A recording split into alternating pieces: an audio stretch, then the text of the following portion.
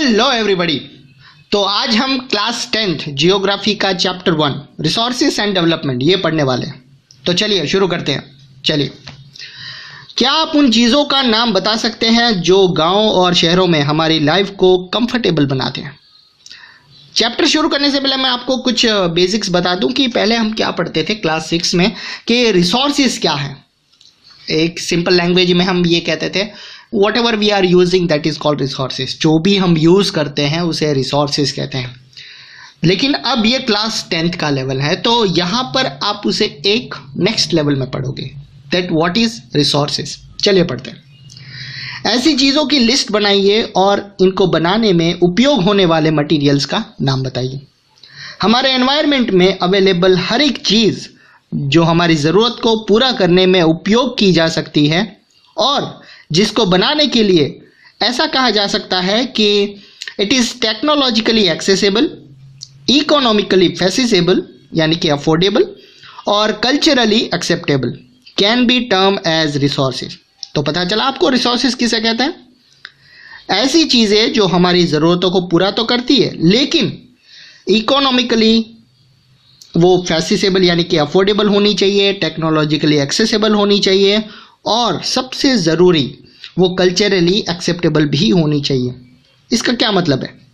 हमारे एनवायरनमेंट में अवेलेबल चीज़ों की ट्रांसफॉर्मेशन प्रोसेस नेचर, टेक्नोलॉजी और इंस्टीट्यूशन के इंटरडिपेंडेंट रिलेशनशिप में इन्वॉल्व है।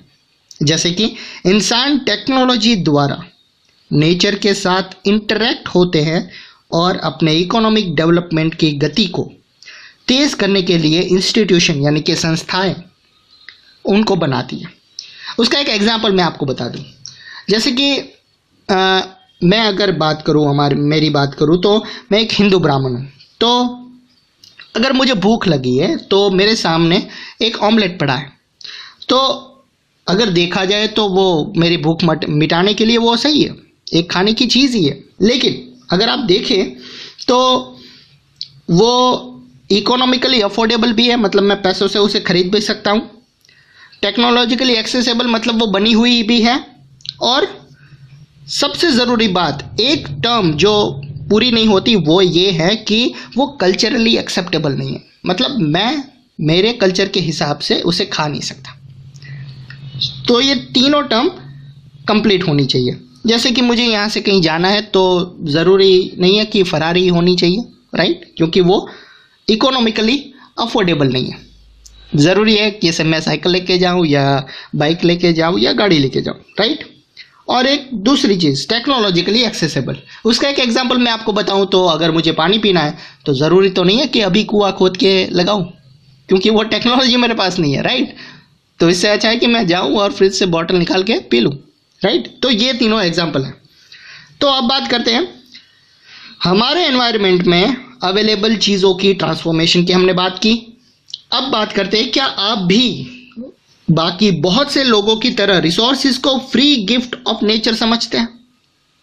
ऐसा नहीं है। रिसोर्सेज ह्यूमन एक्टिविटी का परिणाम है।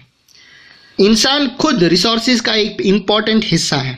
वो एनवायरनमेंट में पाए जाने वाले मटेरियल को रिसोर्सेज में ट्रांसफॉर्म करते हैं और फिर उन्हें उपयोग करते हैं। इन रिसोर्सेज का क्लासिफिकेशन इस तरह से किया जा सकता है। कैसे, देखते हैं। पहला है on the basis of origin, biotic और एबायोटिक। नेक्स्ट है on the basis of exhaustibility, उसमें रिन्यूएबल और नॉन रिन्यूएबल। नेक्स्ट है on the basis of ownership, जिसमें है इंडिविजुअल, कम्युनिटी, नेशनल और इंटरनेशनल। और लास्ट है on the basis of status of development, जिसमें पोटेंशियल, डेवलप, फिर स्टॉक और रिजर्व। तो एक के बाद एक शुरू करते हैं। Type of resources on the basis of origin, जिसमें है बायोटिक रिसोर्सेज। बहुत ही सिंपल है, ये पहले हम पढ़ चुके हैं। ये रिसोर्सेज बायोस्फीयर से मिलते हैं और इनमें लाइफ जैसे कि ह्यूमन बीइंग्स, फ्लोरा, फोना, फिशरीज और लाइफ स्टॉक ये सब आते हैं उसमें, जिसे बायोटिक रिसोर्सेज कहते हैं। एबायोटिक वो सारे रिसोर्सेज जो नॉन लिविंग थिंग्स यानी कि निर्जीव वस्तु से बने हैं और वो एबायोटिक रिसोर्सेज कहलाते हैं। फॉर एग्जांपल रॉक्स और मेटल्स। अब नेक्स्ट है on the basis of exhaustibility. Renewable resources, वो रिसोर्सेज जिन्हें फिजिकल, केमिकल या मैकेनिकल प्रोसेस से रिन्यूड या रिप्रोड्यूस किया जा सकता है, उन्हें रिन्यूएबल या रिप्लेनिशेबल रिसोर्सेज कहते हैं। For example solar and wind energy, उसके बाद water, forest and wild life etcetera.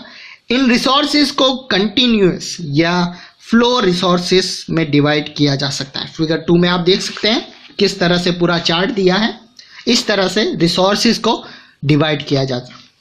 Next है नॉन रिन्यूएबल रिसोर्सेज। इन रिसोर्सेज का डेवलपमेंट लंबे जियोलॉजिकल टाइम पीरियड में होता है। मिनरल और फॉसिल फ्यूल इस तरह के रिसोर्सेज के एग्जाम्पल हैं। इनके बनने में मिलियंस ऑफ ईयर्स लग जाते हैं। इनमें से कुछ रिसोर्सेज जैसे मेटल्स रिसाइकलेबल हैं और कुछ रिसोर्सेज जैसे कि फॉसिल फ्यूल्स यानी कि पेट्रोल, डीजल, ये सब रिसाइकल्ड नहीं है और वो एक बार यूज करने के बाद वो बिल्कुल खत्म हो जाते हैं। अब बात करते हैं on the basis of ownership. Individual resources are owned by privately by individuals. बहुत से फार्मर के पास सरकार द्वारा अलॉटेड की हुई ज़मीन होती है, जिसके बदले में वो सरकार को रेवेन्यू यानी कि लगान चुकाते हैं। गांव में बहुत से लोग लैंड ऑनर भी होते हैं और बहुत से लोग लैंडलेस यानी कि जिसके पास ज़मीन नहीं होती वैसे भी होते हैं। शहर में लोग प्लॉट्स, हाउसेज और दूसरी प्रॉपर्टीज़ के मालिक होते हैं। प्लांटेशन यानी कि बागान, पैस्चर लैंड्स, पॉन्ड्स यानी कि तालाब और वाटर इन वेल्स, सभी रिसोर्सेज इंडिविजुअल रिसोर्सेज के एग्जाम्पल हैं। अपनी फैमिली के रिसोर्सेज की एक लिस्ट बनाइए। अब बात करते हैं कम्युनिटी ओन रिसोर्सेज। ये रिसोर्सेज कम्युनिटी के सभी मेंबर्स के लिए एक्सेसिबल होते हैं, यानी कि वो सभी कम्युनिटी मेंबर्स उसे यूज कर सकते हैं। विलेज कॉमन जैसे कि grazing grounds, burial grounds, village ponds etcetera.